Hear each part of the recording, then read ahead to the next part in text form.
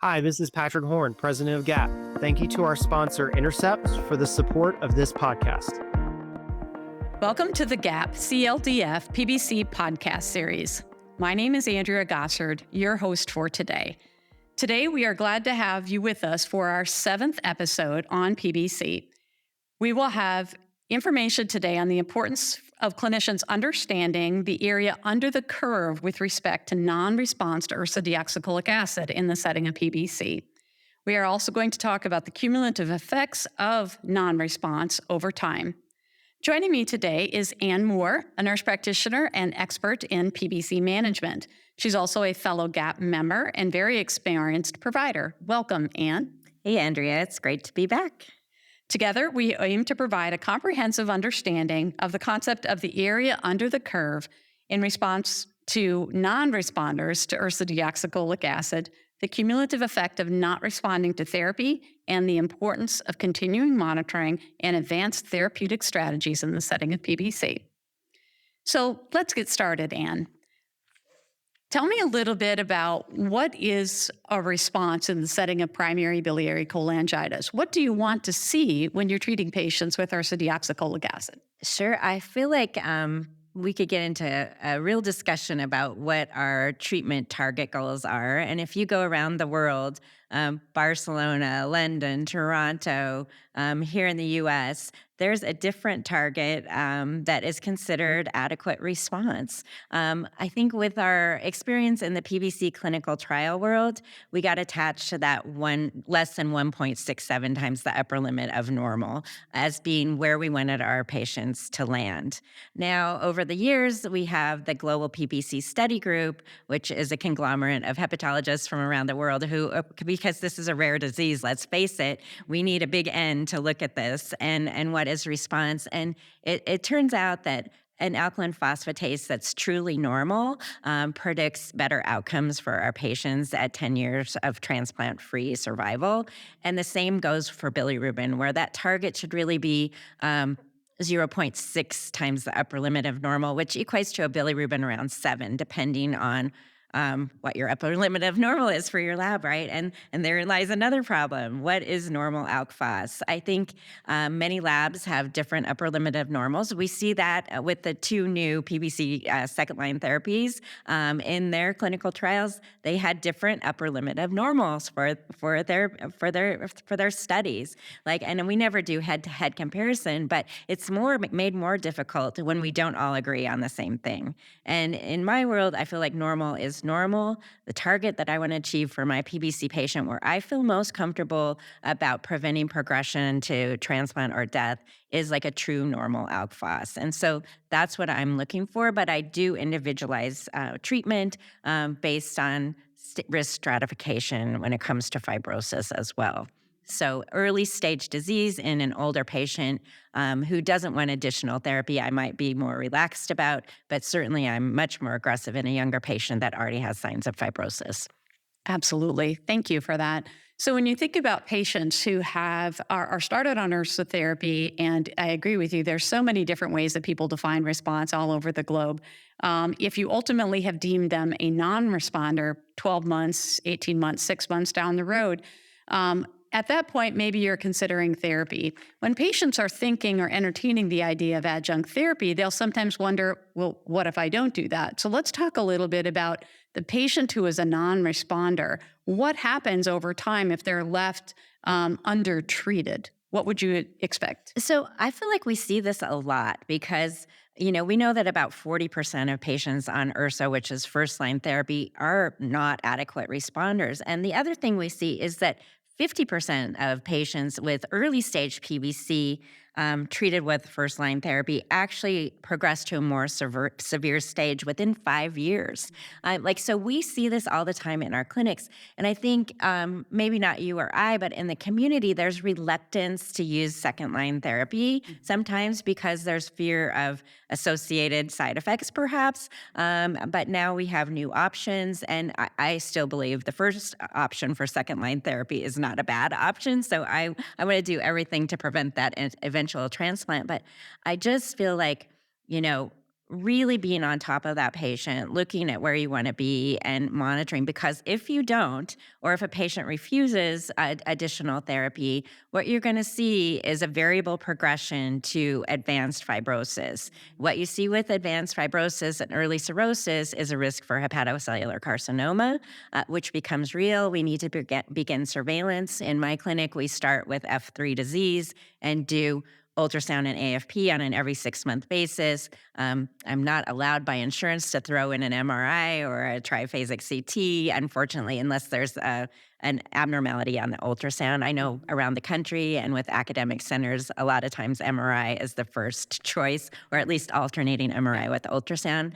Some areas can't do that or don't have the access. So you're starting that, early, because we see HCC in patients with PBC who are non-cirrhotic, actually, or maybe on the borderline. So I start worrying at F3 disease by non-invasive testing, my best assessment of F3 anyway, which could be, there's a little wiggle room there either way, right? And then watching the AFPs. The other thing I worry about is esophageal varices.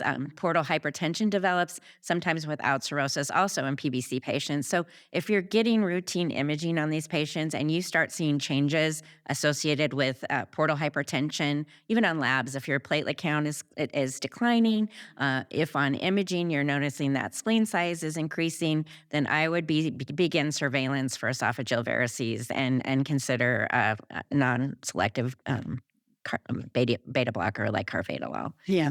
Yeah. Yeah. So when you think about that patient that maybe either opted, and I've had this happen before, they were prescribed therapy, they kind of unfortunately got lost to follow-up, maybe discontinued therapy because it's expensive. Now they've unfortunately developed evidence of advanced fibrosis. They have the associated complications with that. When those patients are brought back in and you're providing counseling about now this is the new thing, these are the additional things we need to be looking at. You talked about hepatocellular carcinoma surveillance with every 6 months, and I agree with you that alternating modalities is nice if you have access to them, ultrasound versus MR, but not everyone is able to do that. You'd also mentioned screening for esophageal varices. So the patient that you screen that has no evidence of esophageal varices, what kind of timeline are you looking at repeating that? So I would say it depends on how concerned I am about the patient and what their imaging findings are, but probably in a year to 2 years, I would repeat an endoscopy. Okay. And for primary prophylaxis, you'd mentioned carvedilol. In my experience, patients seem to tolerate that okay. Are you doing any additional counseling for patients that are newly started on carvedilol as far as like what to be watching for with that risk of GI bleeding and or complications associated with the... I mean, we talk about what GI bleeding looks like. Yeah. Obviously, you don't want a massive GI bleed. Yes. That's pretty obvious about what's happening. Right. But also watching stools for black tarry stools.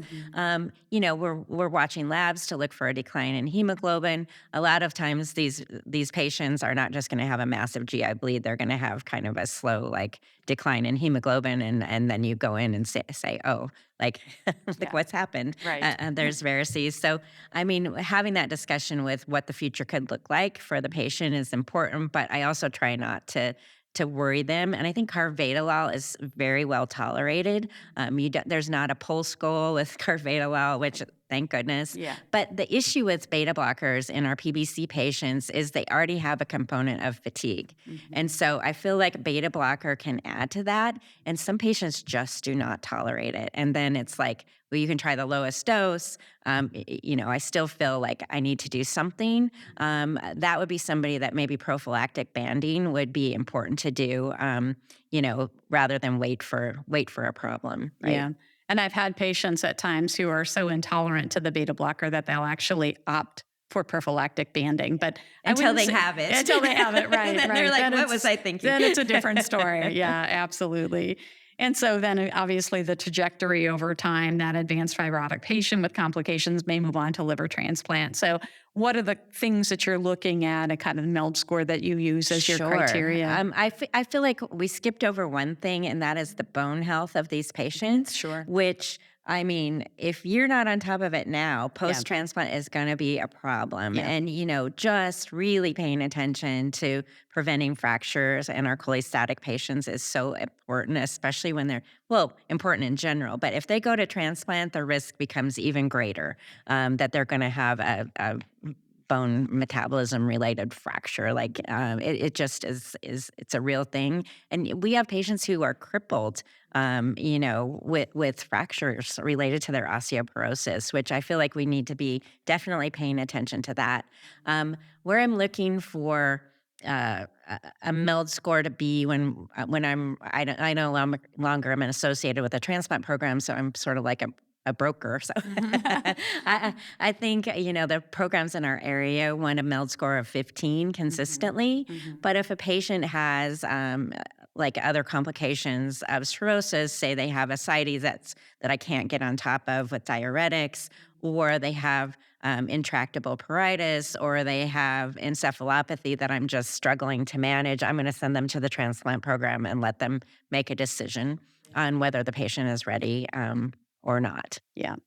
Completely agree. And thank you for bringing up bone health. That in my podcast with Christina Hansen, we touched on that. And that is such an important piece of managing our patients with PBC and our patients with advanced stage liver disease, because this is, as you say, it's something we want to be on top, we want to be aware of and on top of earlier rather than later. And I don't know if you've seen this, but I feel like issues that are normally managed in the PCP realm, once a person has liver disease, suddenly become not managed in the PCP realm. Right. So what we think may be being managed is likely not. And so it's a good idea to always check about all those health maintenance items that you would expect a patient to be doing with their PCP, thyroid health, bone health, dental health. That's not PCP, but all of these things that we see plaguing our PBC patients, like checking up and really being like the driver of that health maintenance care for our patients that are likely to develop issues surrounding that. So as we sort of summarize today's visit, really thinking about how important it is to be mindful of what happens for patients who are not responders to standard dose ursotherapy, which has been a great drug for many, many patients. But clearly there's a lot of opportunity now ahead of us with additional therapies that have been approved for our patients. I know there's a great deal of excitement in the PBC world amongst the patients that there are these additional therapies. It's been a long time coming. So it's an exciting time. It really is. And it couldn't be a group of more deserving patients. I think the patients have been patient for a long time. Absolutely. And this is a frightening disease that really, we haven't had the ability to fully potentially change the natural history yet, but now there's hope. And on that note, we will wrap up today's podcast. So I wanted to thank again Ann Moore for joining us today. It was wonderful that you shared your expertise. Thank you so much for being here. Thanks for having me. Look forward to the next one. Thank you.